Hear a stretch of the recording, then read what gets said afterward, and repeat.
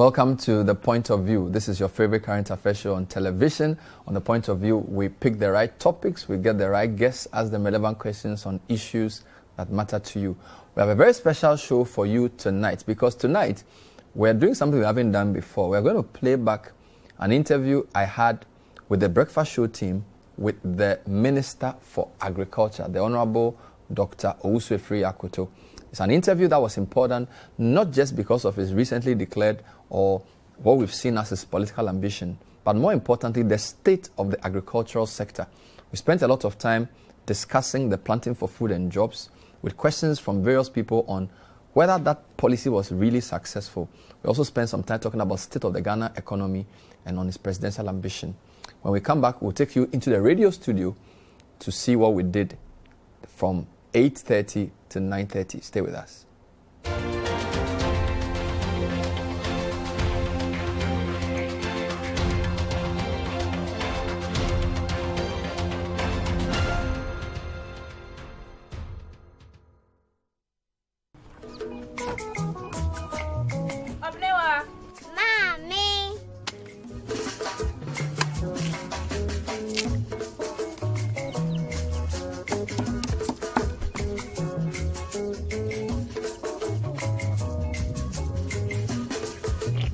Mama Josie. Fe.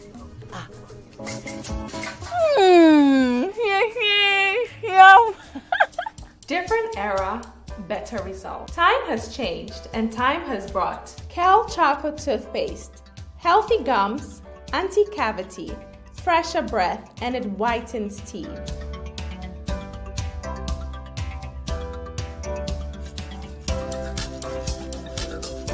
Kel Chocolate Toothpaste. Sankofa. Yenchi. Kel Chocolate Toothpaste. Happy smile.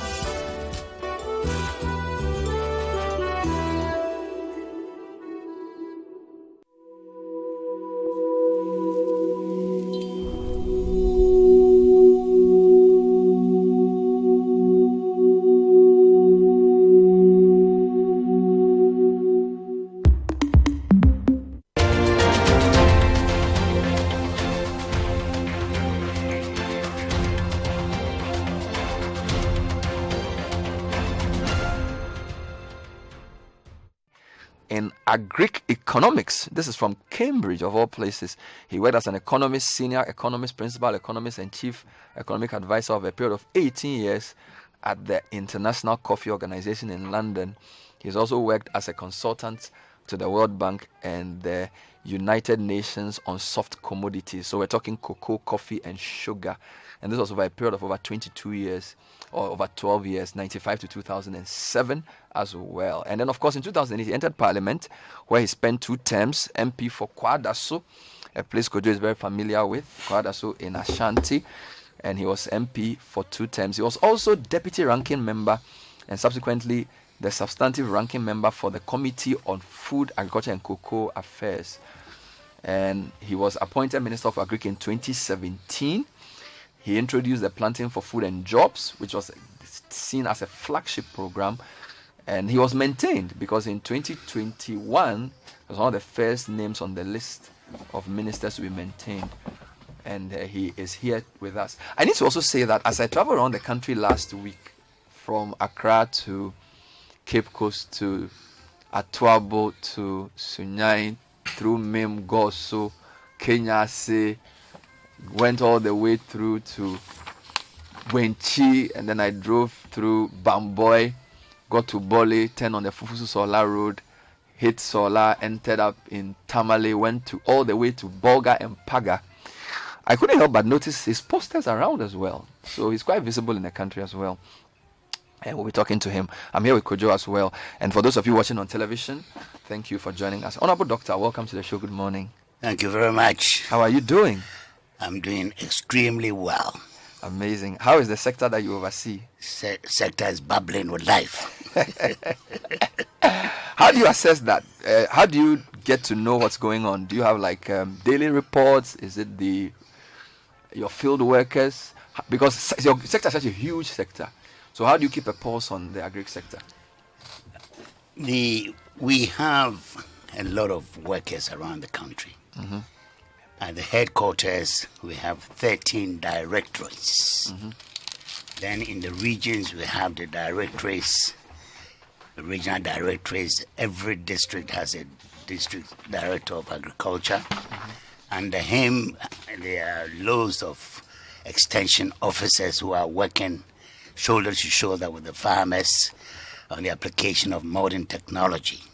So it's a Hydra-like arrangement where we are everywhere in this country. Some of the workers, apart from those working with the farmers, are also collecting data on the major markets, on prices, wholesale prices of food stuff, and all that. In addition to that, of course, the ministry is a supervisory ministry for the great cocoa industry in this country. So we have a lot on our hands. And we don't just sit in the office. We are out in the field most of the time. Myself, apart from reports which are coming from the field through the district, regional to headquarters, we also do, of course, the policy from the headquarters. We have a close relationship with the Ministry of Local Government because the district chief executives and the district assemblies are very major stakeholders in the agricultural space. We also have very close links with the Ministry of Trade and Industry because of agro-processing and all that. So it's a heavily loaded ministry. It's a huge undertaking. If you are a lazy man, you don't go there. So what was the objective that you set for yourself when you were appointed in 2017? Because you've been repeated. So for the past 5 years, I think, what is the... The objective is very clear. You see, I sat in Parliament in opposition, watching the NDC manage the agricultural sector. And if you may recall, I wasn't quiet about the disappointment I felt about the way they were handling agriculture. Agriculture was going down. The rate of growth was going down. Amounts of money allocated in the budgets were going down. Yields, everything, So before then, of course, I myself am a farmer. People don't know, but I'm one of the biggest farmers in Ghana, very quietly, working away on my plantations and all that. So I have first-hand knowledge, and of course, the area that academically I've been involved in is agriculture. So my career, everything is agriculture. So it was a big lesson for me, like going to school, sitting in Parliament, in charge of agriculture for the opposition, and I knew exactly what I would do if God gave the chance to me, and He did. The President appointed me to the position, and I knew exactly what I wanted to do. What I wanted to do was to focus on smallholder agriculture, smallholders who up to now produce about 90% of total agricultural output. Help them to increase their productivity because their productivity was one of the lowest in the world. In fact, even by West African standards, our yields were very low and all that. So hence the Planting for Food and Jobs, which I brought on the scene even before I saw my oath in Parliament. I'd announced it at Legon at the New Year School in 2017. So I knew exactly where I wanted to go. And I've been on that road since in the last 5 years. How do you assess that program yourself? The program has been extremely successful. Extremely? Yes. It's changed, first of all, psychologically. It's changed the attitude of people of Ghana towards agriculture.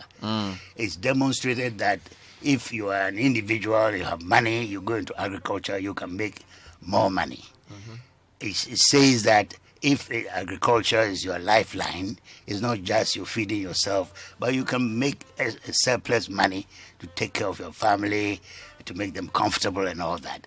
So the youth and a lot of now business people, middle class people are now going into agriculture. And I think with that, I've achieved my objective of demonstrating that it's not just villagers or illiterates who do it, but that it is something for the future of this country. So if you look at the modules that I have produced in the 5 modules, it takes care of everything. The tree crop module where we are trying to diversify from cocoa to other tree crops to give us a lot of foreign exchange, the food security. We're talking about grains and so on, increasing yields and production. We're talking about livestock, which is rearing for food and jobs. We're talking about mechanization, vegetables, greenhouses. All these are all part of the components of what we call planting for food and jobs. And in each of the areas, I'm very happy with the success that... Is your success... Are you saying it was successful and it still is? Because if you ask some people about the state of agriculture now, they would say that things have gone south. If you look, for example, food inflation over the past year, if the objective of planting for food and jobs for food security, of which food availability, food access is one of it, then you could say that if you look at the recent trend in food prices, that's a serious dent on the claim that PFG has been extremely successful. It is not. Let me explain to you. You see, food is bulky, high transportation cost. So if anything happens on the world market to oil prices, you have a hit on food prices. If anything happens to major chemical inputs for farming, like fertilizers and so on, you have a hit. But these are not just for specifically for food, it's for everything. So like in America, for the first time, you have inflation hitting 7.3%. In Ghana, we announced last week, or so said the Ministry of Finance, that we have a situation where inflation is going back to 15.7%. And it's not only in Ghana, Nigeria, Cote d'Ivoire, everywhere. So it's a global phenomenon. That doesn't mean that our programs are not successful. Farmers have demonstrated that if you give them the little help, they will run with it. And that vitality is very much with us, and it's actually increasing. I mean, people, the kind of inquiries that we are getting at the ministry now, you'll be amazed from all kinds of angles, from those abroad, those local people, those in the other businesses and so on, all are flocking into agriculture because they've seen that with what we have done, it's opening up huge opportunities. And not only that, you see, we put it on a certain level, and that level is sustainable only if we concentrate on the value chain. And otherwise, turning the raw material the farmers are producing into industrial products, packaging and all those things, branding and all those things to try and get additional value. Okay, so let's press this a bit. I get your point when you say, even from a psychological point, the way people feel about farming has changed. I'll give you that. You've also spoken about productivity and yields. Yes. I cannot argue with that. But there are a couple of other points people raise when we talk about the objectives of a big policy like PFG, when you look at the amount of input. So let me give you like three. So on the inflation point, I wasn't just saying right now. If you look at inflation time series for, say, the past 2.5 years, food inflation has trended upwards. It came down early 2021 and started trending up very, very fast. Now it's at 17.4% from a low of 5.4% May last year. That is point number one. Point number two, one of the objectives of a policy like PFJ should be import substitution. Yes. So when you produce a lot more food, particularly the grains, your imports of certain items should be coming down. There is a concern that rice importation is not coming down as quickly as we see and hear that rice production is going up. So the import substitution side is a second issue. Third issue, if you permit me, there was a recent study about food security, and Ghana's position on the food security index, when you compare 2016 to 2021, has actually fallen. Now, that cannot be the state of a country which is doing well with food production. And if you permit me, I'll actually read the excerpt of that report for you to make the point. So this is a recent report which was put out by the Economics Intelligence Unit. Ghana's decline in food security index. Just give me 2 paragraphs. Ghana declined from 78th position in 2016 to 82nd position in 2021 on the Global Food Security Index published by the EIU. The GFSI considers the issues of food affordability, availability, quality, and safety. And it looks at 113 countries. Then they talk about what the index is. Now, in 2016, Ghana was 76th. This was before you took over. 2021, last year, we went to 82. So we can question your claim that PFJ has been extremely successful in the face of these three pieces of evidence. No, the thing is that the studies you are quoting, I don't have access to them. I don't have it. So I cannot really challenge what you're saying. And if I cannot challenge it, doesn't mean that what they are saying is a reflection of reality on the ground. There's no organization in the world that has more observers in the field than Ministry of Food and Agriculture. If we are quoting from the Ministry of Food and Agriculture, then I will have a basis on which to challenge you. But you see, this is being very selective. They're talking about a whole sector of the economy, huge sector of the economy. If you choose and pick specific areas and say, oh, this person has done this study, and I don't even know the basis of that study, and you expect me to comment, I cannot comment. All what I know is the data coming into me from my people in the field. And I'm saying that on the basis of data from the Ministry of Food and Agriculture, this agricultural economy is doing very well. But I also gave you food inflation figures, which is from the Statistical Service. So that's not from... No, that one I'm saying that there are factors. You're talking about food prices in the markets, not at the farm gate. If you're talking about food prices at the farm gate, then it's a different situation. Cost of production is a major determinant of prices at the farm gate. Transport is a major determinant of prices in the markets, in the retail areas and wholesale areas. And those have admitted that we don't have any control. Last year, in January, we had a situation where world price of oil was $50. It went as high as $131, and it's just come down to around $100. We have no control. Fertilizer prices, urea, was $350 per metric ton, landed at the port of Tema only 18 months ago. It went as high as $1,200.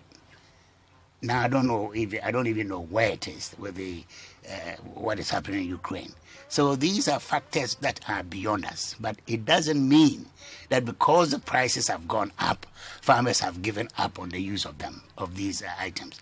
The essence of subsidizing fertilizer and seed was very demonstrative, that the farmers were encouraged to apply these technical inputs and that they will see a change in their lifestyle, in their lives, in terms of the productivity, high production, and so on, using what I call the same sweat that application. So let me get this straight. Is the PFJ focused purely on production? Should it not include the storage, for example, so that if you have an excess of, say, maize, you would have silos to keep them so that when there is a lean season or when something happens, there will still be grains available? Or is it just a production-based policy? It's production-based. First of all, to increase productivity on farm, because Ghana has one of the lowest yields on earth, and that we've managed to achieve.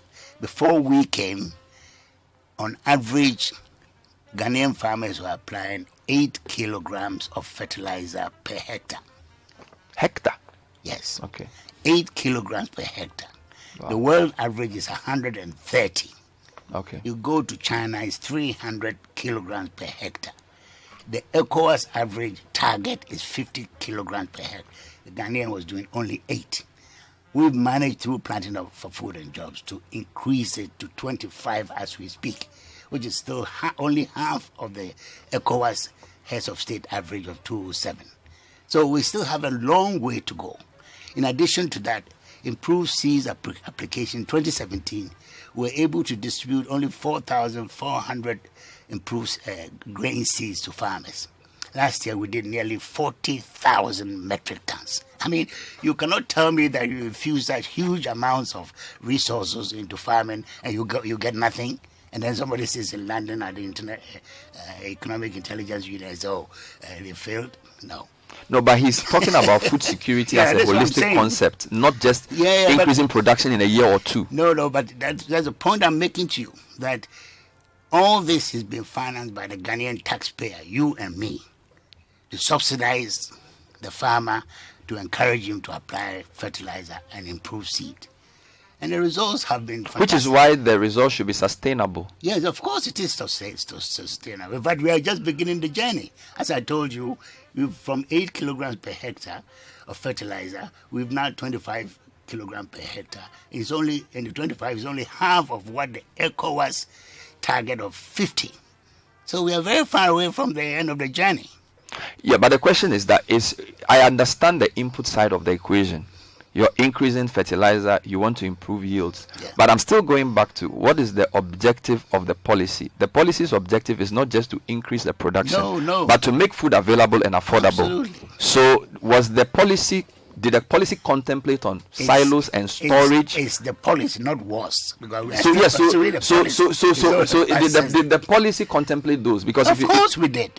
At the moment, we've built 1,000 metric ton warehouses around the country.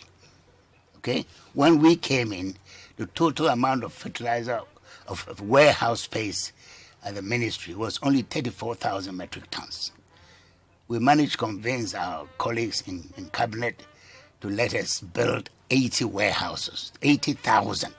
They just late last year, been handed over to me. 80,000. 1,000 unit warehouses around the country. For storage of what? Of course, for storage for grains.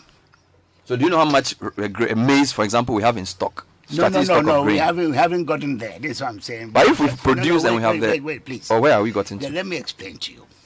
Let's take our time. Let me explain to you. I told you we just taken over these warehouses. Okay? And I can take you around the country to see for yourself exactly what I'm talking about. So, very much we had in mind infrastructure as part of the management of the surpluses coming. We anticipated that. That's why we were able to build in 4 years 1,000 metric ton units. It's now the time to manage these warehouses. So, we are now in the process of going to cabinet for the creation of the Grains Development Authority. So you need to have an institution to manage these things. You cannot just leave it to individuals. So the Grain Development Authority is now going to take over these warehouses to manage in terms of buying surpluses during the harvesting season, store them and release them to stakeholders in the dry season when food. So fair enough. I'm not a farmer, so if my question is ignorant, forgive me. But if you know you're going to increase yields of maize, as an example, should you not make the storage capacity ready so that once you have a bumper harvest of maize, you store it? Because I'm asking because in the past 3 months, poultry farmers have been complaining about lack of maize. And previously we had lack of maize. They're complaining about the price of maize. No, some say they don't get maize. No. But I can even play audios for you. How many of them? Oh, I mean, the Greater Accra Poultry Farmers Association. No. Different groups have called us and said they don't have access. This was even before access Christmas. to maize. They said they couldn't get maize. I'm amazed. So there are if two they issues. Came to us, we show them where to go. So there were two things. There was feed complaints, and then there was maize. And yes, there was also complaints about maize prices. But my question is that if you had a bumper harvest in the previous year of maize, is that not where the issue of strategic stock comes in? So that when there's a challenge with production another year, there will be enough maize to go around. Please, Rome was not built in a day. These are things, and resources are limited. In management, we have something we call priorities. The first thing, you're going to build the warehouses and you don't have production. What is the use of it? So you have to focus on getting farmers to produce more. And once that is working, you turn your attention to the infrastructure. That's precisely what we are doing. It makes a lot of sense. But the production is vacillating. So if you produce more this year, next year you may lose. If you don't store what you... No, I'm not. You may lose. Please don't let's. No, but I'm saying that let's no problem. Let's focus on the reality. Don't speculate by saying. I'm saying that you may lose. This is not the evidence of what the poultry farmers have been saying for the past year suggests that either there wasn't enough maize or they couldn't afford it. That is a fact. They can't afford it for their feed. That's why the poultry farmers are saying they don't have access to feed. No, they don't have access to maize. If they say they don't have access to maize, I will challenge them. Feed and maize are of course, is a component. Yes. Maize is a component of poultry feed. Maize and soya plus some additives make up feed. So let's get it clear and don't let's make No, we know. No, if you know, you wouldn't say maize and feed. Because it was both. It was both. Maybe you want me to read the question. I think what Bernard is trying to say is that, like 2018, from the ministry's research department, we produced 637,000 metric tons of maize in the country. And then fast forward. No. Please. Ghana has the highest before we came into office. Maize production in Ghana was 1.8 million metric tons. We've increased that to 3.1 million tons by 2021. By 2020. Oh, no, so it's not 600,000. This is the document I'm reading from the ministry. I was just trying to build from that. Ministry of Food and Agric Operational Performance 2017-2018 PFG. So I was trying to build on that. And the total production is what? Of maize is what? According to this, it's never 630. Then maybe whoever put the data there put it wrongly, because this is table 4, area cultivated and output. And under maize, area cultivated 2018 was 218,000 hectares for output of 637,000 metric tons. I know that around 2020, you said that we're not importing maize because we're producing more maize than we needed. And then in the poultry feed space, we need soya, we need maize. Now, what is the current production based on the requirement of the market? You get my point. No, I think you are being too technical here. Okay. You are asking me statistics. I mean, I cannot sit here and give you specifics. But if you say that Ghana's total production of maize is 600 and something thousand, I will challenge you to that. It's not true.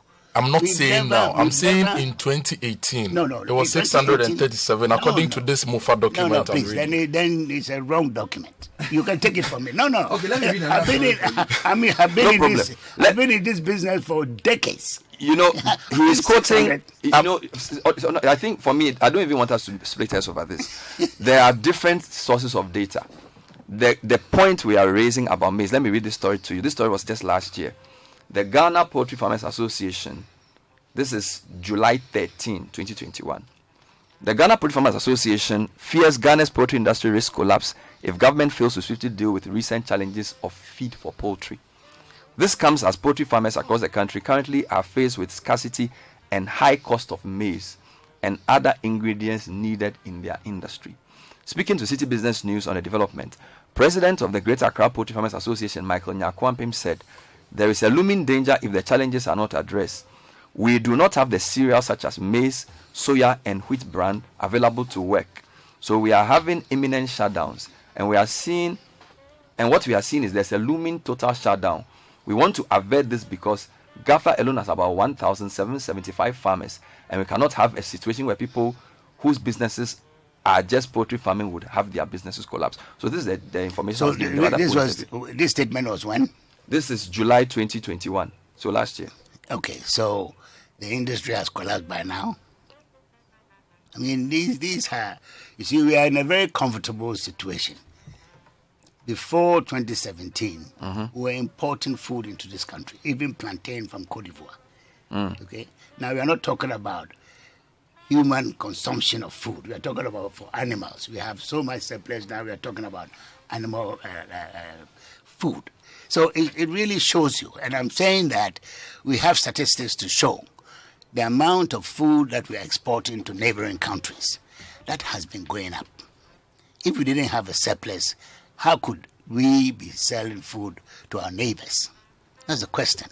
So if somebody comes in and talks about animal sector, production of feed, except in 2020 we were hit by a massive drought in the forest belt of Ghana, which reduced production of maize and other grains. And for the first time, every 4 or 5 years, we have this hit. You go about 50 years, every 4 or 5 years, there's a drought.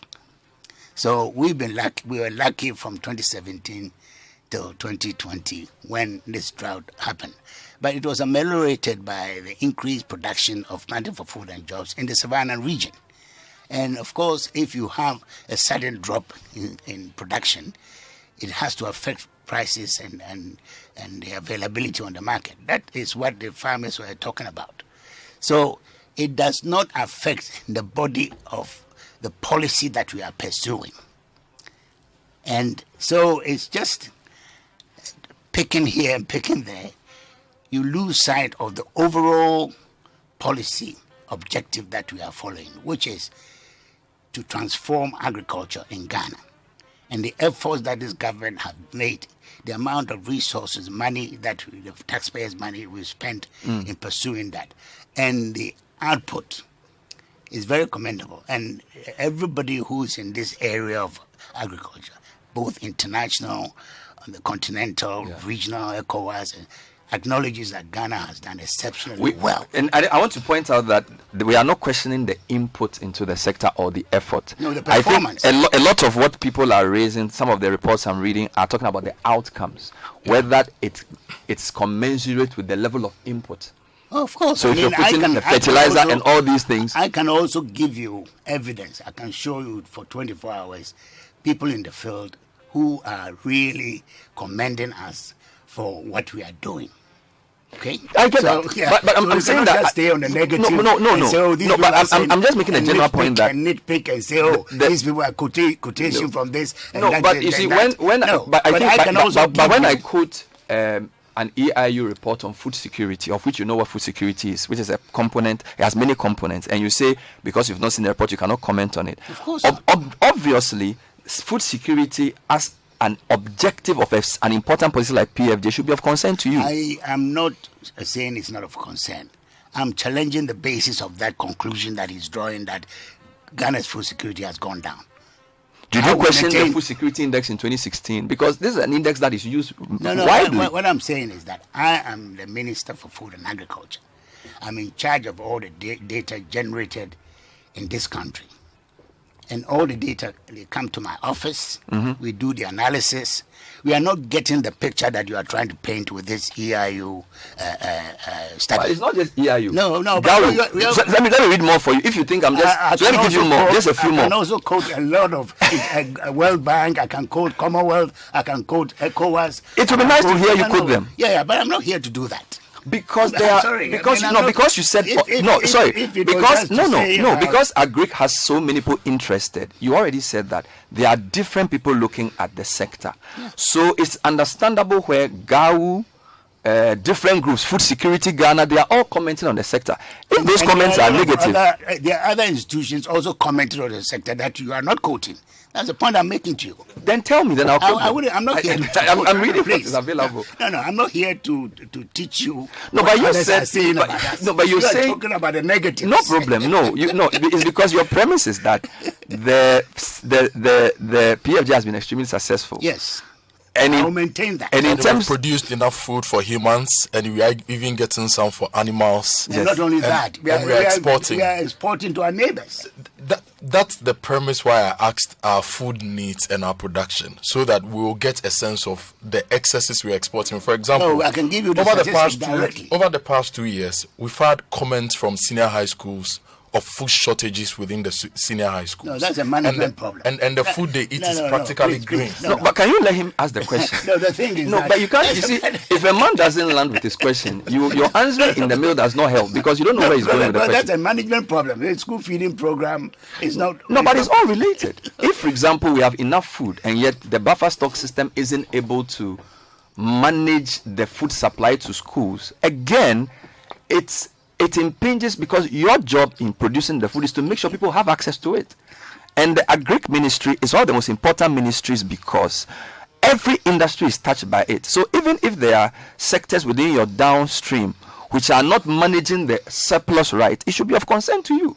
Yeah. Because when the president asks you where we are with food security, you can't just say, well, we produced excess rice 2 years ago, therefore I've done my job. You have to be able to say to him that apart from what we produce, we stored it and managed it in a way that made food available to everybody. We don't have the storage until now. That's why I said that we just handed over to me 80 warehouses of 1,000 metric ton capacity. So I cannot say that we stored it. Where is the money to buy to store?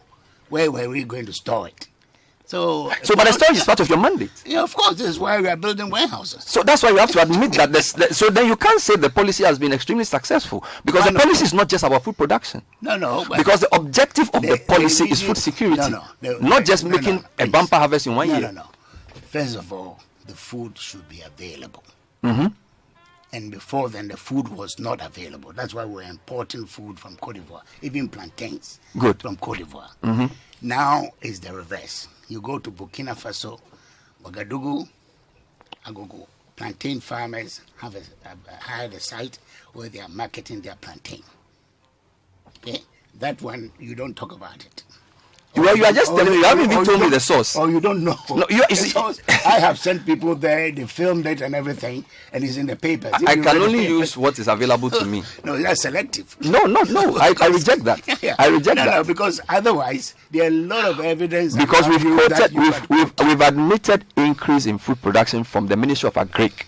We have conceded that rice production has increased based on official statistics. So it will not be fair for you to say we selectively use data. No, you have, because all the things that you're quoting people. I'm quoting who reports. Are saying reports, but you're not quoting reports which are acknowledging that our program has been successful. That's where I have on the production side. That acknowledgement has been made. Supply is supply. If the food production is not there can be no supply. The food production is there because we've used taxpayers' money to subsidize technological inputs for farmers to apply, and the results are showing. So let's stay on that aggregated level than being quoting specific. This group is saying this group is saying that, and forgetting that there are other developments which are positive. Fair enough. So just to clarify and end that segment and move forward, you are an agric economist as well. And you've explained some of the challenges in the value chain that can affect price. So if I'm coming, so what do you think we need to do to reverse the upward trend of food inflation? We have two areas that we have no control of, as I told you. Food inflation made of a cost of production on the farm, the transportation to the markets, and the component of the transportation is to do with oil. Ghana is a net importer of oil. So what happens on the world market, I have no control. We don't produce fertilizers in this country. We have to import fertilizers. So if prices of global fertilizers go up 3 times, we have no control. These are elements which drive costs. So in those areas, if you are going to judge us based on the prices at the retail, at the wholesale, then you are not being fair to us. Okay? Because in those areas, we have no control. We don't produce these items in Ghana, and they have major impact on food prices. It's rather to look at the suppliers in terms of production. I'm saying that we've managed to move, for instance, maize production from 1.8 million metric tons to 3.1 million. This year, we're expecting, if the rains are good, to go on to 3.5 and so on. So that's progress. See, these are evidence that is under our control. If you're saying because these prices are high, production has come down, that's a different issue. We're expecting production to go up in spite of these significant increases in these input prices. Quick question on rice. Again, rice production has increased.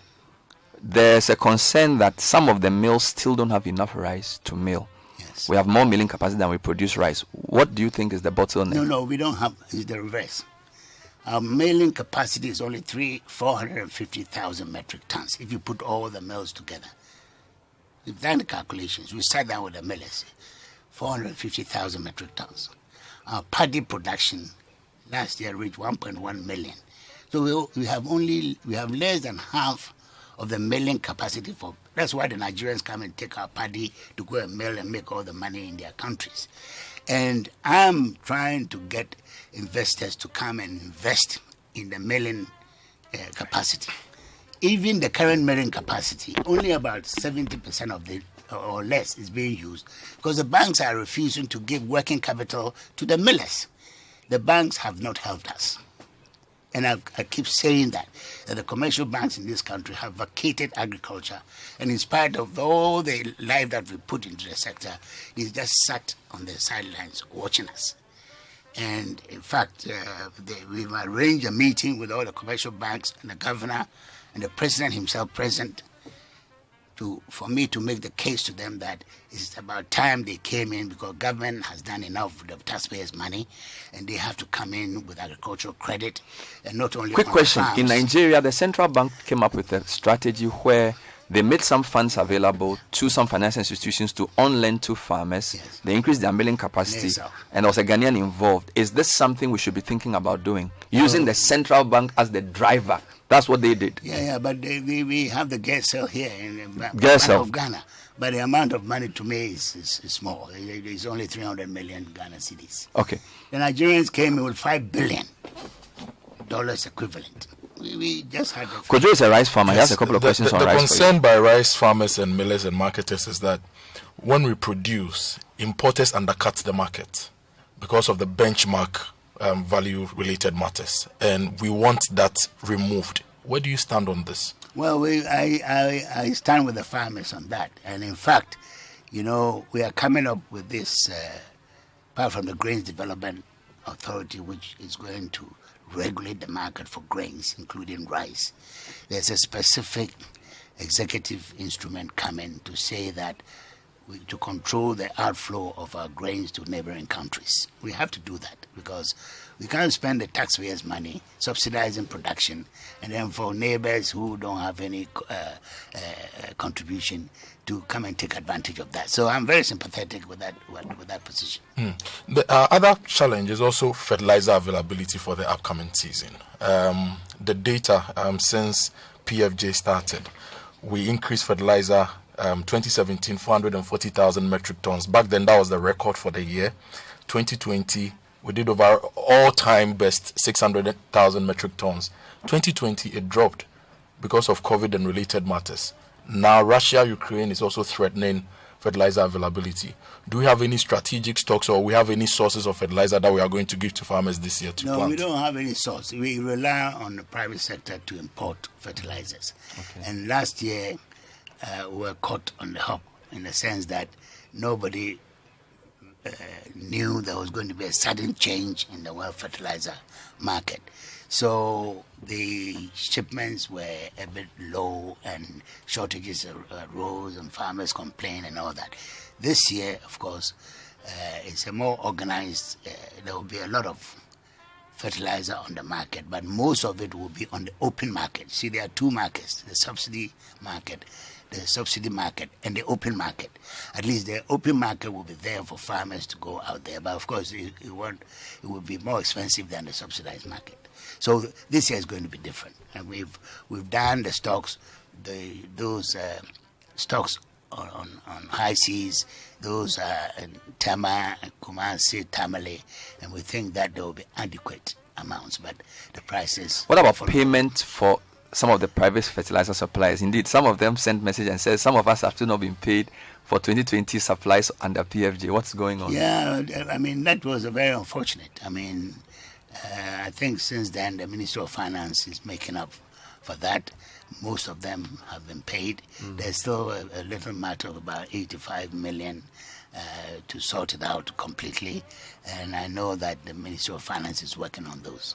Honorable, I'll ask you a question that our Tumu brothers and sisters have sent. Sisala East, Sisala West. You agree with me that they are two of the biggest maize producing districts in the country? By far. But their roads are amongst the worst in the country as well. Well, we'll talk to the Ministry of Transport. Visit Of roads. Of roads, yes. You have talked or you will talk? Or you will keep talking? We are talking. No, but their roads have been consistently amongst the worst in the country. Well, I'm You've not been sure. there several times. I'm not sure about the roads, the road through Tumu all the way to the other side. That's a very good road. If you're talking about going off those roads, yes, then you can talk about Ashanti, Bronhafu, everywhere. I mean, it's not just specifically. But because of the importance in the grains they produce, yes, for a place like Tumu, that should probably be a priority for you, shouldn't it? Yes, I mean, we talked to the Minister of Roads. Let me come to cocoa. So my question about cocoa is two things. Before you became minister, cocoa was under finance. When you were in a position, you said that you felt cocoa should come under Agric, and the president agreed with you, and it brought cocoa under Agric. Then you introduced the living income differential program, launched I think in 2019. Would you say over a year and a half and 2 years it has worked? Well, the living income differential is meant for the farmers, $400 per ton. When it came, we gave it all to the farmers. So as far as we are concerned, that objective has been achieved. Are the multinationals cooperating? Well, they are dragging their feet, and that is a subject for government to government, for the trade to bring pressure to bear on the trade to be faithful to the spirit of that agreement. Again, I see you are very important to this president because you are one of the ministers he's not touched and you are quite close to him. Some people feel you could have been stronger in your defense of the question Kojo asked in relation to the benchmark values, because we haven't heard from the trade ministry nor the agric ministry very forcefully. Is this a vexatious issue for the government? Is there division as to this benchmark value? Because obviously your stakeholders are the farmers, and it looks like traders are another stakeholder group. In fact, manufacturers and traders are under the trade ministry, but the farmers are in your side. Just give us a sense of the calculations around all that, because in 2019 Vice President announced the reduction of the benchmark policy. 2 years later, Finance Minister says we are reversing it. I get the sense there's a lot of disagreement within the government as to where we should go with that policy. Not at all. I mean, this government is very united in this policy. We brought the policy. We see that it's not working. A listening government. We've listened to all sides in consultation. We've decided to take a peg down. And that's not the end of the story. We continue to review the situation and bring it where it belongs. But they are taking other measures to make sure that the farmers are not worse off. I mean, they're talking about the fact that these subsidies that the farmers are getting, very unprecedented, it's never happened. If you take the 5 years, the amount of money the government has spent on the subsidies alone, it's equivalent to nearly $500 million US. And this is by the taxpayer. It's never happened. The magnitude of the support that the Akufo-Addo government is giving to these farmers is never happened in the history of this country, even pre-colonial. So it's a major step. And the transformation, I see it. I don't sit in the office all the time. I make sure that every year, all the 16 regions, I visit them, I go out into the farms, I talk to the stakeholders, processors, and so on. We're making fantastic progress. And I think that is something which is acknowledged by most Ghanaian farmers and stakeholders, except maybe a few. Do you feel there's a consultation? Just a quick question. You said that before you were even vetted, you knew you were going to do PFJ. Yes. So when you hear people like GAU, Peasant Farmers Association, Food Sovereignty Ghana, make comments about either the consultation for the Planting for Food and Jobs, or they feeling that a policy is not going well, could it be that they felt uninvolved in the policy, for which reason each time you hear them comment on the issues, you don't seem to be on the same page with them? No, the thing is that in Ghana, whatever you do, you get people say that shouldn't. The vision and the drive should be there. If nobody was criticizing, I'll be very surprised. I'll be looking for people to come and criticize. So they're doing a fantastic job. That does not mean that we should deviate from what we are doing. But especially when you see demonstrably that the policy is working. But some of them are pretty interesting. So you have Peasant Farmers Association, quite a significant group. Food Sovereignty Ghana, you could say it's a CSO. Talking about, then you have General Agricultural Workers Union. You're talking about peasant farmers being a significant group. How many farmers are in the Peasant Farmers Association? Well, I mean, let's be very honest. Look, the last census of agriculture was in 2018, which I, as superintendent, first time in 37 years we've had agriculture census. Total number of households, farm households in Ghana, 3.2 million.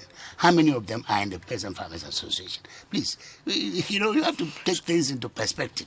People hide behind big names and pretend that they are speaking for a certain group of people. So you are in touch with the farmers on the ground. So even if the associations claim they've not been consulted, you are working with the farmers. No, but I'm saying I'm getting first-hand information to the extent that nobody in this country or anywhere in the world has the kind of information I have on Ghanaian agriculture. So if you are saying something which is relevant to what is happening to the information we are getting, yeah, we are prepared to. But if you are... So what is your reaction to the accusation that you don't listen? Because you're an agriculturist and you're an Agric economist and you're a farmer, you tend not to listen to what people like these groups say. What are they saying? Some of them say you need to reconsider the approach to PFJ, for example. I read a couple of stories like that. I mean, who says we are not listening to that? Well, maybe they haven't heard from you. We have a whole directorate for policy making. So all these things come to them and we factor it into things. The fact that we don't come out and say, oh, these people said this, so we are doing it for them. We spend all your time doing that. We have to be focused. We have to follow the vision. And as I say, as far as we are concerned, the vision is at the point of realization. I mean, I was in Dubai 2 weeks ago. Come and see the number of people who came to listen to me, investors and so on, about Ghanaian agriculture, the new opportunities is coming. You'll be amazed. See, we tend to criticize ourselves, but those outside, they really see that Ghana is really beating a path to progress in agricultural transformation in Africa. As far as Barbados and all those people, they come to us to find out what is planting for food and jobs that they can carry out. Sierra Leone, Liberia, they've been here. So if they recognize what we are doing and our own people are saying, oh, this and that, and you are shaking, no shaking. So you are very clear that the Agric sector under your direction is headed in the right place. I'm surprised by your question because I thought you would be the first to admit. I want you to affirm based on what you've said. We'll take a short break. We'll come back and read some questions. I need to tell you that your interview has generated a lot of interest. A lot of people have sent questions. We will not be able to ask all, but there are a few questions that we'll read out.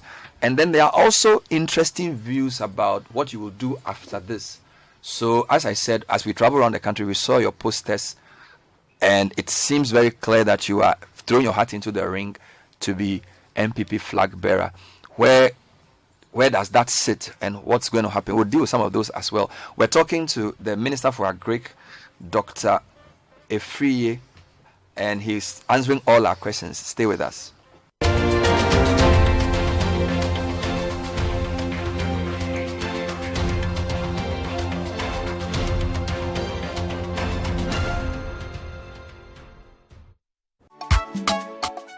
Welcome once again to Malaria 360. Our attention is on how to stay away from malaria when pregnant. Number 1, as soon as you realize you're pregnant, visit an antenatal care clinic early and regularly. Number 2, adopt the habit of sleeping under an insecticide-treated net. Number 3, eat sufficient meals full of the right nutrients. Number 4, sulfadoxine pyrimethamine, SP, is safe for both the pregnant woman and the unborn child. Ensure that you take all your doses of SP at the advice of your healthcare worker for a malaria-free pregnancy. If you have to visit the health facility, adhere to all the COVID-19 safety protocols in place. COVID-19 is real, and so is malaria. Zero malaria starts with me and you. For generations, Ghanaians have had one thing in common, and that's the way we start our day. Wherever your day will take you, start with the energy from Cadbury Richoco, made from the finest Ghanaian cocoa. This advert is FDA approved.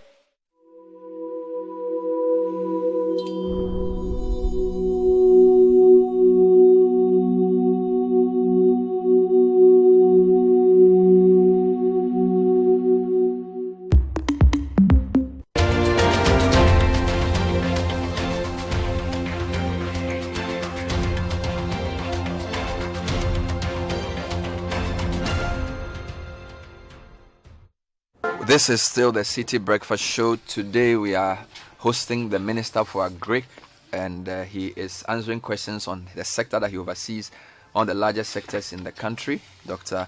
Owusu Akoto. For those of you who do not know, he is the son of the great Bafose Akoto, for whom the Akoto lectures are done, himself being one of the forebears of the, I think it's the NLC. NLM, National Liberation Movement. Founder and leader of the National Liberation Movement. And he was the Asanteanist linguist. Are you also a linguist? No. We are matrilineal, you know. Okay. But you are still in the court of the Asante. Of course. You are still in the court of the Asante. Amazing stuff. Some people think that your close relationship with the president favors you than other people, because I think he said a few times that people who aspire to be president should resign, but it doesn't seem to apply to you. Have you heard that criticism before? And what's your comment? Has anybody resigned because of that statement? No, but I think a couple of them were not retained. I think Mr. Jogate was not given a post, even though he had a post in the first term. And there are reports that the trade minister may resign soon. That's what we've heard so far. Is this something you're contemplating? Because as I said, as I travel around the country, I saw your posters. So it suggests to me there's already some work going on the ground about what possibly could happen after, at least as the MPP primaries approaches. So what's your thinking around all of that, the president, the flag bearership, as you also oversee this sector? I must say that the assignment given to me by the President of the Republic, Nana Addo Akufo-Addo, is an assignment which is of prime importance to me, and I'm focusing on that to make sure that his second term is a great success for the people of Ghana. Oh, is that all? But you do admit that the government is going through some serious economic challenges as we speak. It's not only this government, all over the world. The turmoil brought about by COVID. Secondly, with this Ukraine crisis, every government is suffering. But we seem to be suffering more if you look not at necessarily. our debt position. Well, yes, I mean, the debt position is something which is worrying. I mean, we borrowed quite significantly. It's affecting our service of the debt with our revenues and all that. But I'm very confident that we will overcome. And our fiscals are not looking good. What do you think of the e-levy and the challenges? I know this is not in Agric, but I'm just asking because you were in Parliament before. There are tight numbers in Parliament.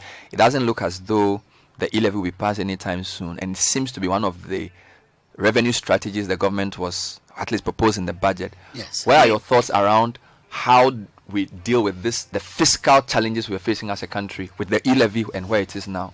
Well, the e-levy will be passed.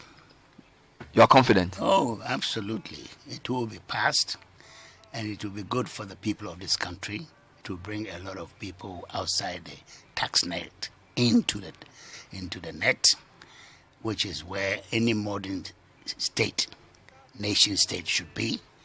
That only 12, 15, 13% of Ghanaian taxpayers are paying tax is something which is totally untenable, especially even by West African standards where the average is 22, 24%, and we are doing just about half of that.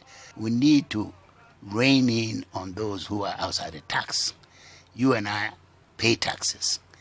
Majority of Ghanaians don't, and that's unfair. And also at the same time, our expectation of government services are rising by the day, skyrocket, and we need roads, we need this, we need that. So where is the money going to come from? It should come from ourselves.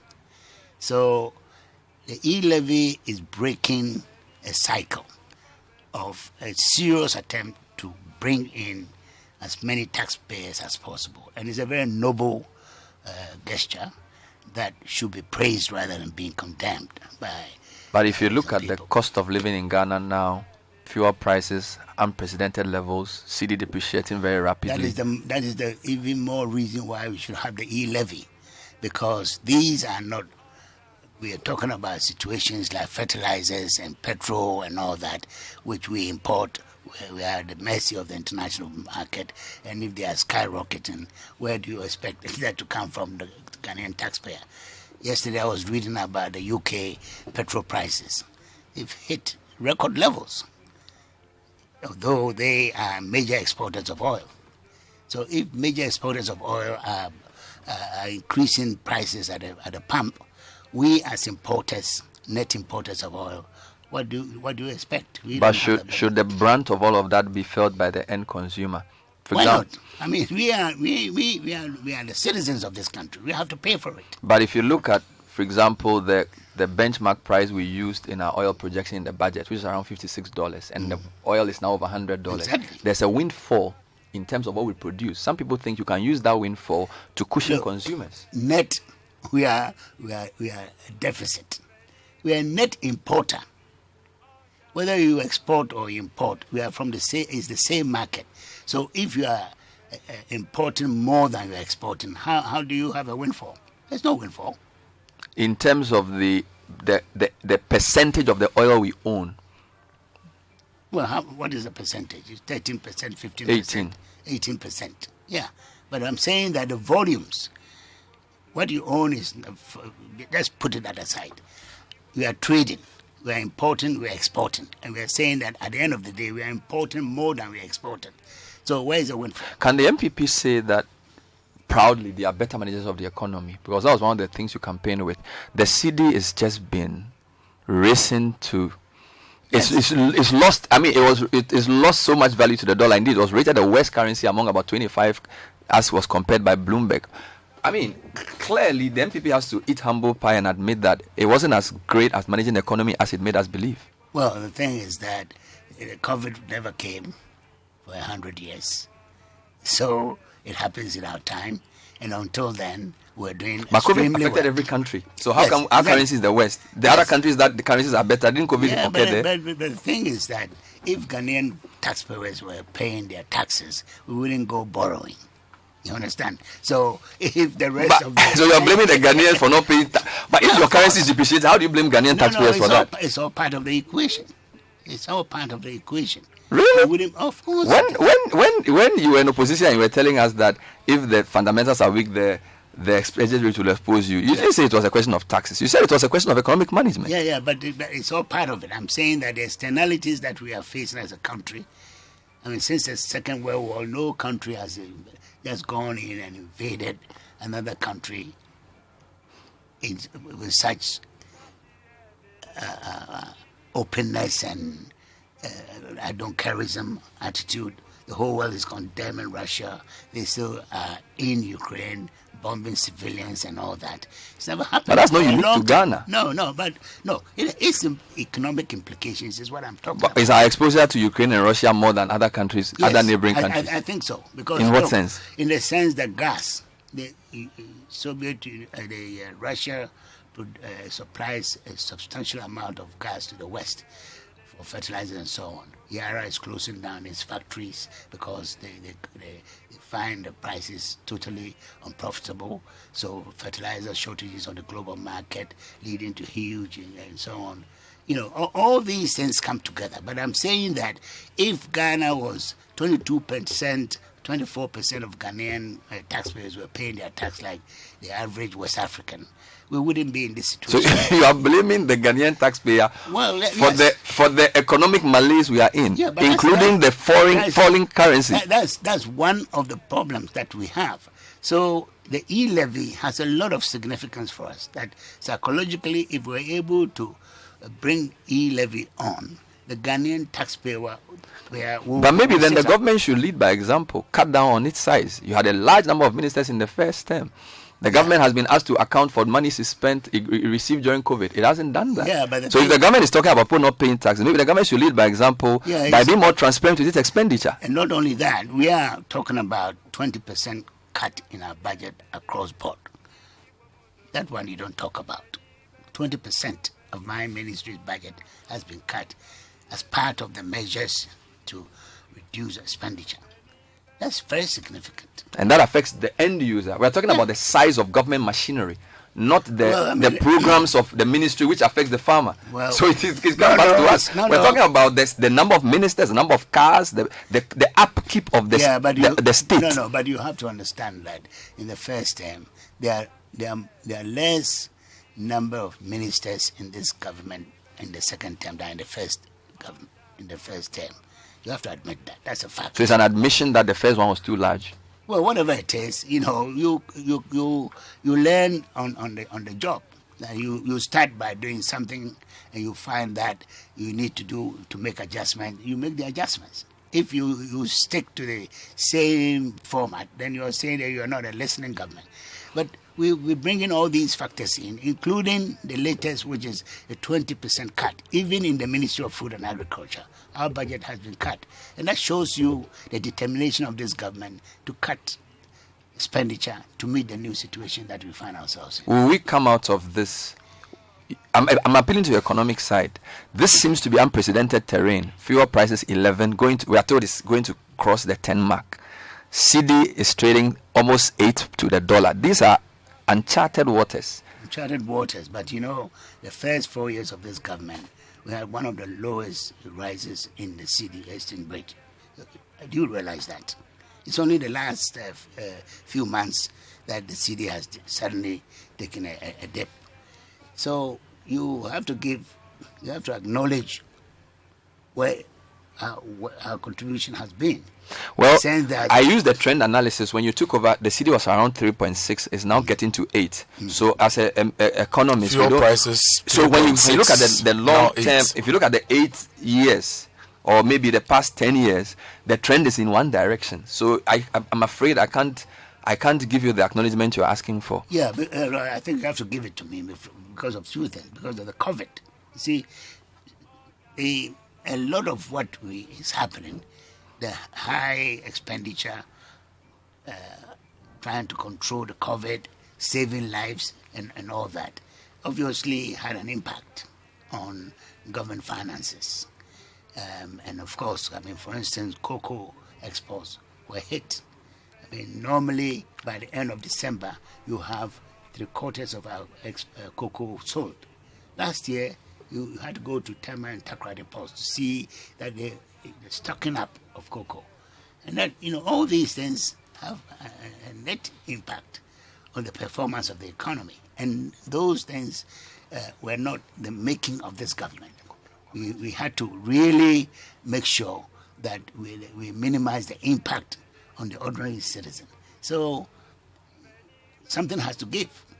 And unfortunately, it happens to be the rapid deterioration of the currency in the last few months. So, Honorable Minister, some people have also said that beyond the fact that we are not raising enough taxes, there's a lot of waste also in the system. For example, we'll zero in on things that have got to do with your ministry. We said we're doing one village, one dam. There were concerns with the execution of that particular project. We said we're building warehouses. We started sometime in 2018. We are in 2022.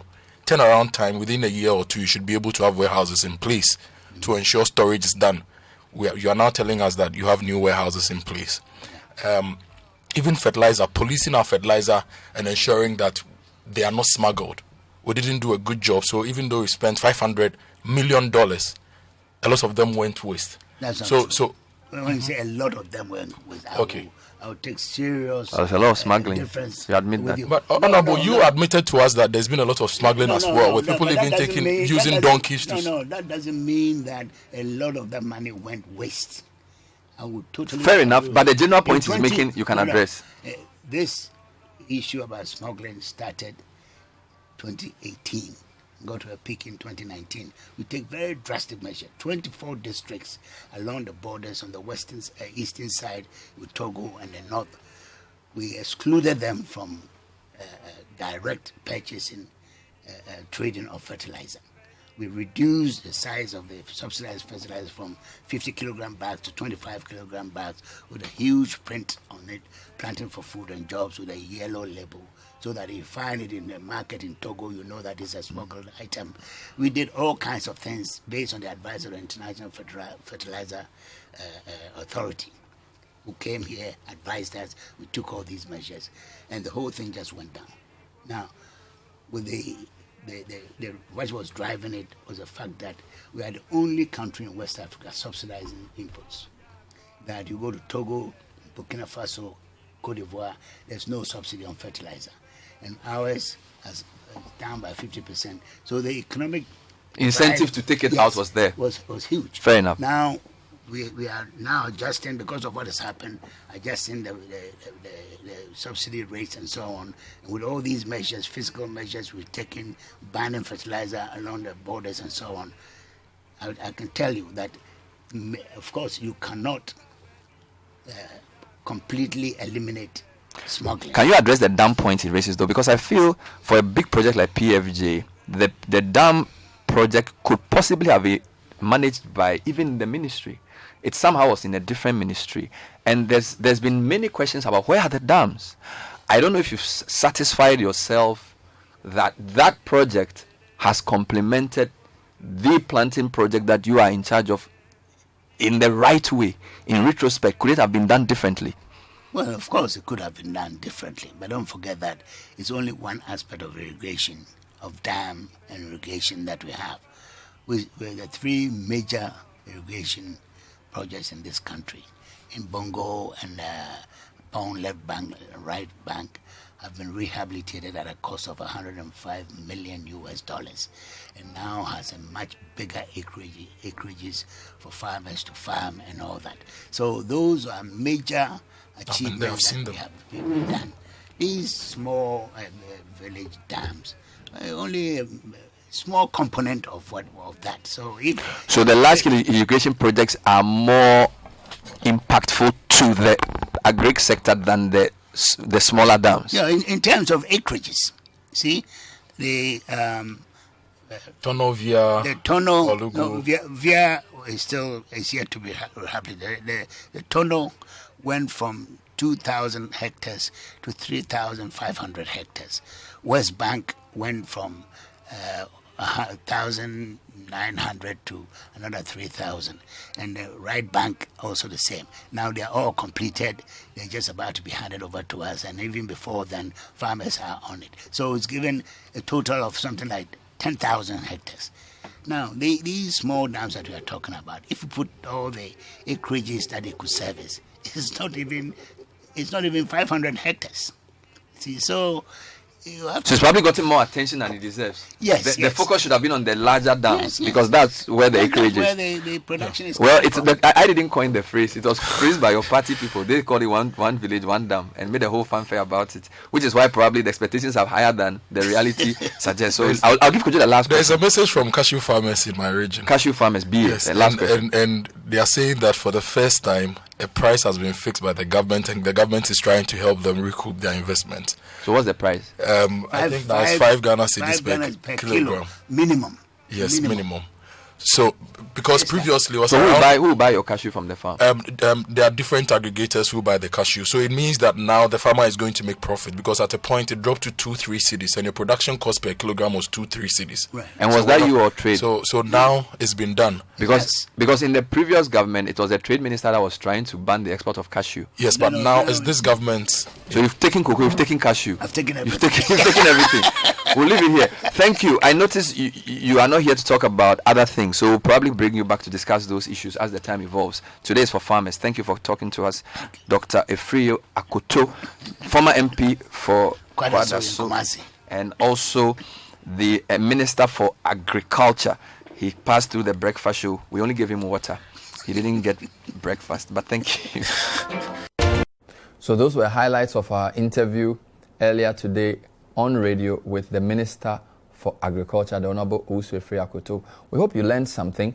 It was feisty at some point, but all in the interest of the nation.